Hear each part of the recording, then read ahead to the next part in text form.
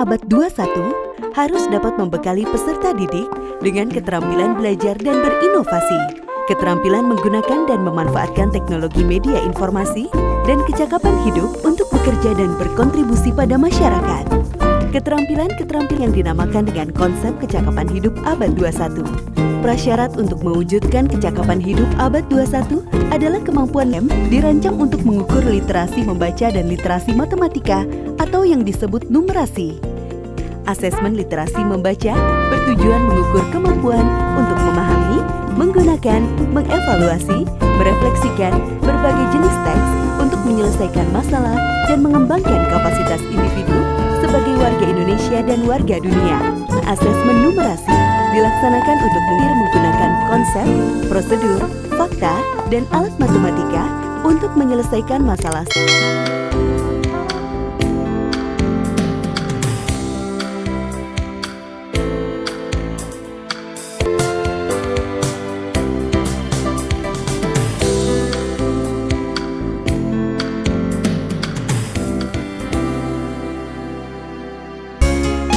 Di sekitar kita banyak sekali benda-benda. Namun bila dikelompokkan berdasarkan sifatnya, benda-benda dapat dibagi dalam 3 wujud, yaitu zat padat, zat cair, dan gas. Bagaimana pengaruh energi kalor atau energi panas terhadap ketiga wujud zat?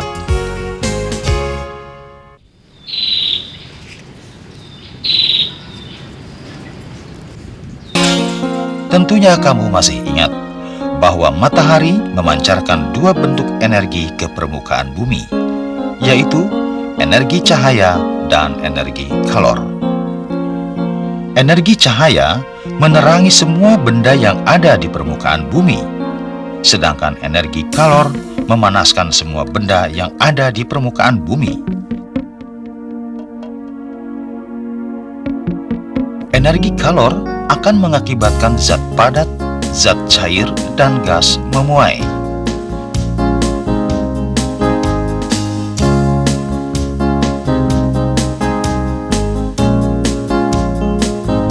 Kabel listrik merupakan zat padat. Pada siang hari, energi kalor yang dipancarkan matahari sangat kuat, sehingga mengakibatkan kabel-kabel listrik memuai atau bertambah panjang. Karena bertambah panjang, maka kabel-kabel listrik ini jadi mengendur. Energi kalor yang dipancarkan matahari mengakibatkan semua zat padat yang ada di bumi memuai, termasuk semua bangunan yang ada di bumi. Untuk menghindari kerugian-kerugian akibat memuainya bagian-bagian dari bangunan karena pengaruh energi kalor matahari, dibuat rongga atau ruang muai pada bagian tertentu dari bangunan. Pemasangan kaca pada bingkai jendela tidak rapat, tetapi diberi rongga atau ruang muai. Dengan kata lain, ukuran kaca jendela sedikit lebih kecil dari ukuran bingkai jendela. Dengan demikian, pada waktu kaca dan bingkai jendela memuai akibat energi kalor matahari, kaca tidak pecah. Pemasangan rel kereta api juga tidak rapat, tetapi diberi jarak atau ruang muai, sehingga pada saat rel kereta api memuai karena pengaruh energi kalor matahari, rel tidak melengkung atau bengkok.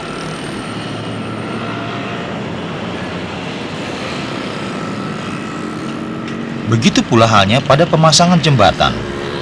Ujung-ujung jembatan tidak rapat, tetapi diberi celah atau ruang muai.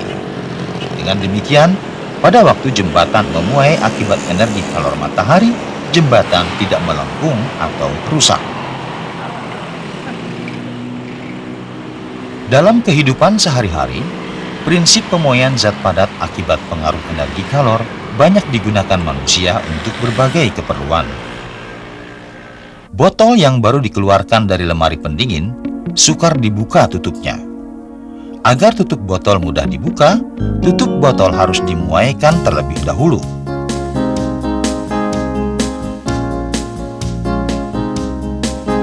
Energi kalor yang dipancarkan air panas mengakibatkan botol dan tutupnya memuai.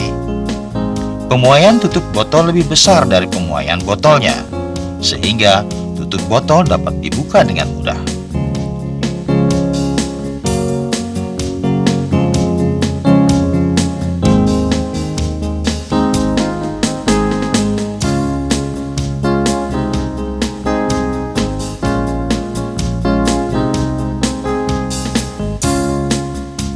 Gelas yang mutunya rendah akan pecah bila air panas yang ada dalam ceret kita tuangkan sekaligus ke dalam gelas hingga penuh.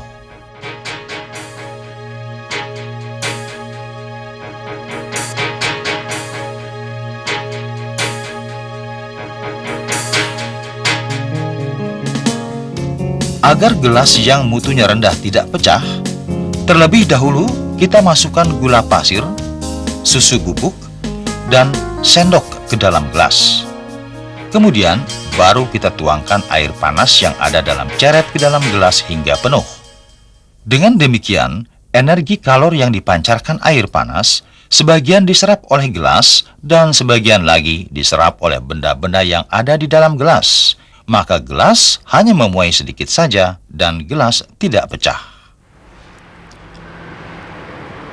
Dalam industri logam, prinsip pemuaian zat padat akibat pengaruh energi kalor banyak juga digunakan untuk membuat berbagai peralatan.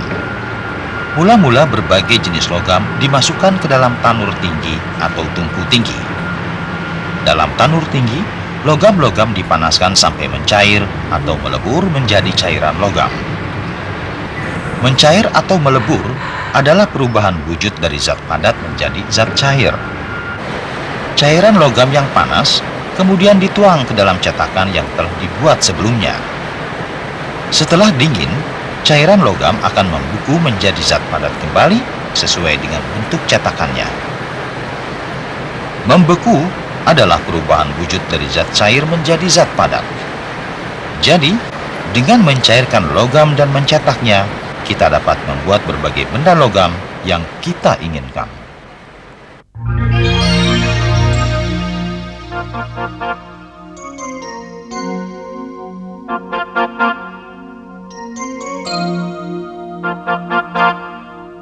Semua zat padat bila dipanaskan sampai suhu tertentu akan mencair atau melebur.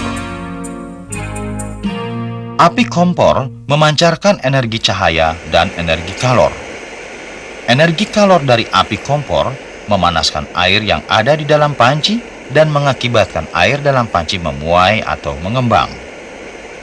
Karena panci sudah tidak mampu lagi menampung air yang mengembang, maka air dalam panci meluap keluar. Apa benar energi kalor dapat mengakibatkan zat cair memuai? Untuk membuktikannya, kita lakukan percobaan berikut. Isilah botol dengan air yang telah diberi warna merah hingga penuh. Tutuplah ujung botol dengan gabus yang berlubang di tengahnya. Kemudian, masukkan pipa kaca ke dalam lubang gabus dengan rapat.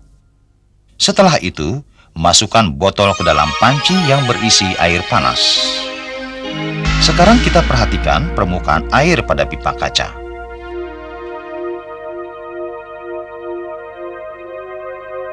Ternyata, perlahan-lahan permukaan air dalam pipa kaca bergerak ke atas. Ini menunjukkan bahwa air dalam botol memuai atau mengembang. Dengan kata lain, energi kalor mengakibatkan zat cair memuai. Dalam kehidupan sehari-hari, untuk menghindari kerugian-kerugian akibat memuainya zat cair karena pengaruh energi kalor, disediakan ruang muai bagi zat cair yang disimpan di dalam botol. Hal ini dilakukan agar botol tidak pecah pada saat zat cair tersebut memuai akibat energi kalor.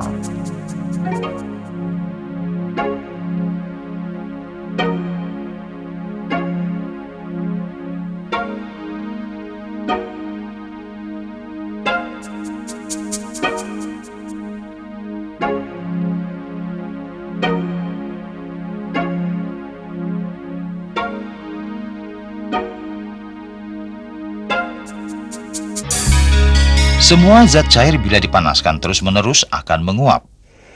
Menguap adalah perubahan wujud dari zat cair menjadi gas.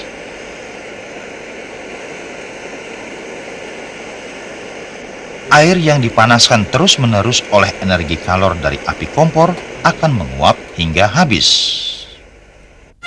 Spiritus yang dipanaskan terus-menerus oleh energi kalor dari matahari akan menguap hingga habis.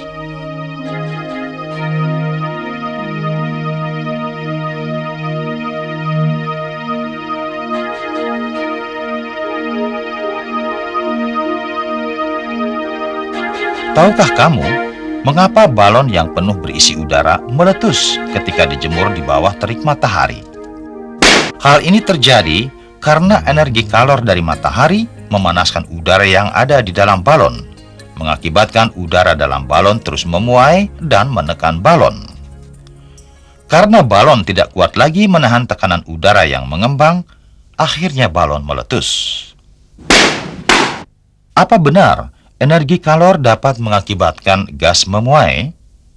Untuk membuktikannya, kita lakukan percobaan berikut. Mula-mula, isilah botol atau gelas yang tahan panas dengan sedikit air.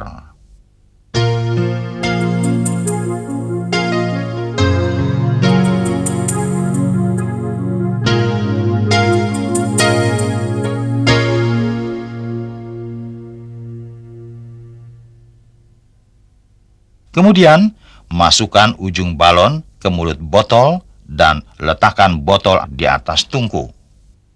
Terakhir, letakkan sebatang lilin atau lampu spiritus yang menyala di bawah tungku. Kita amati perubahan yang terjadi pada balon. Ternyata secara perlahan-lahan, balon mengembang. Hal ini menunjukkan bahwa udara dalam botol memuai atau mengembang. Dengan demikian terbukti bahwa gas bila dipanaskan akan memuai. Dengan kata lain, energi kalor mengakibatkan gas memuai.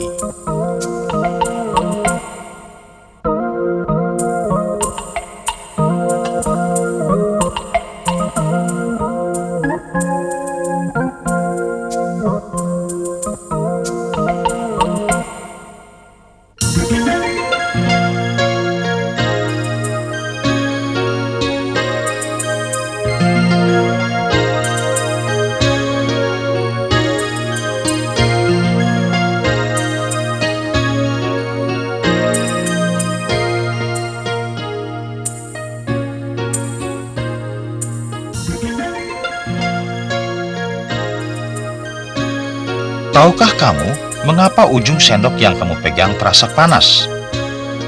Energi kalor dari air susu panas memanaskan sendok yang ada di dalam air susu panas.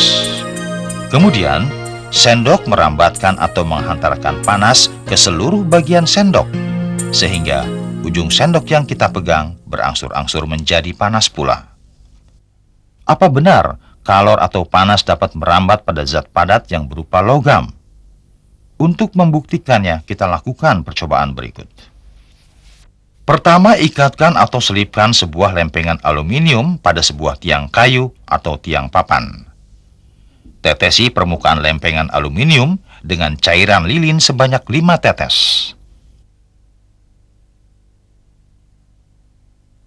Kemudian, tulislah huruf A, B, C, D, E pada tetesan-tetesan lilin. Setelah kelima tetesan lilin menjadi kering, letakkan lilin yang menyala di bawah lempengan aluminium, tepat di bawah tetesan lilin E. Sekarang kita amati kelima tetesan lilin pada permukaan lempengan aluminium.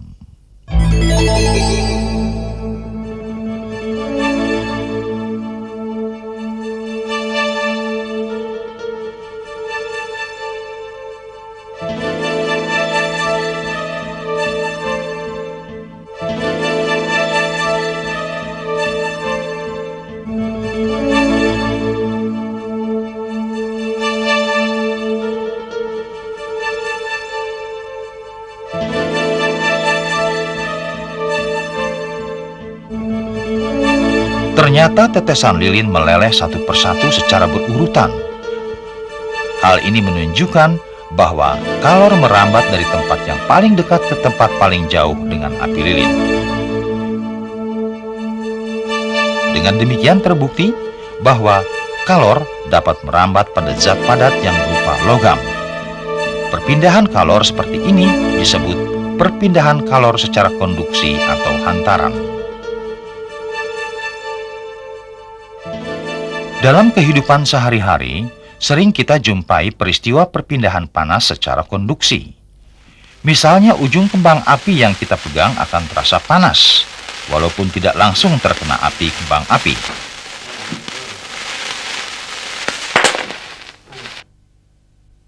Tutup ceret akan terasa panas, walaupun tidak langsung terkena api kompor. Bagaimana perpindahan kalor pada air yang sedang dimasak?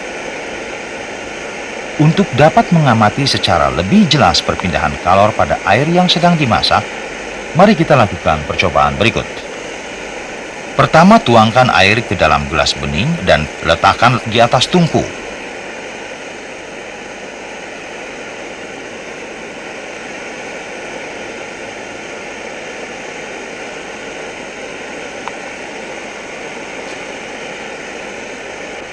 Kemudian masukkan beberapa butir kacang hijau ke dalam gelas bening. Amati gerakan kacang hijau ketika air masih dingin dan ketika air sudah mendidih.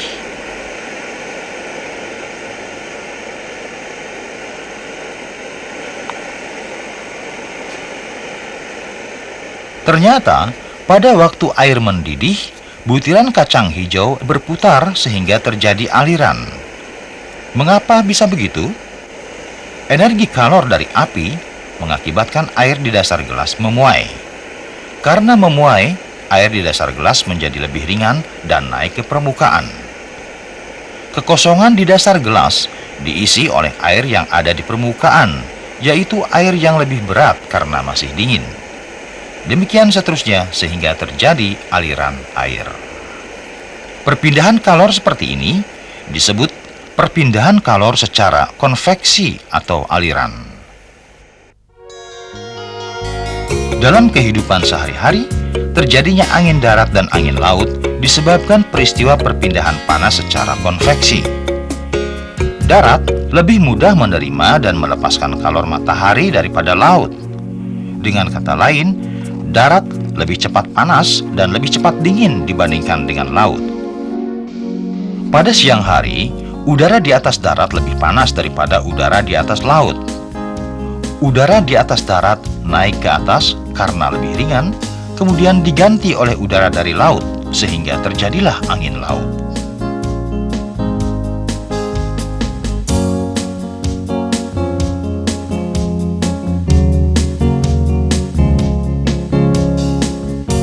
Pada malam hari, udara di atas darat lebih dingin daripada udara di atas laut. Udara di atas laut naik ke atas karena lebih ringan, kemudian diganti oleh udara dari darat, sehingga terjadilah angin darat.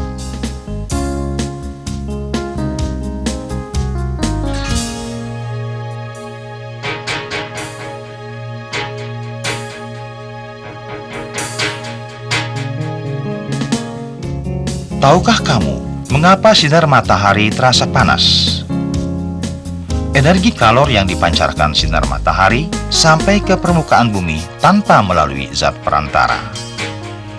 Energi kalor matahari memanaskan semua benda yang ada di permukaan bumi termasuk manusia.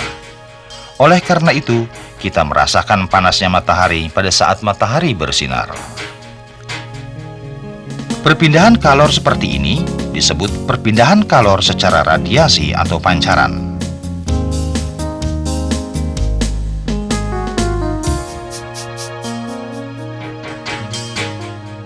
Perpindahan kalor secara radiasi dapat pula kita rasakan ketika berada di dekat api unggun pada saat berkemah. Api unggun memancarkan kalornya ke tubuh kita tanpa melalui zat perantara, sehingga kita merasa hangat di malam yang dingin.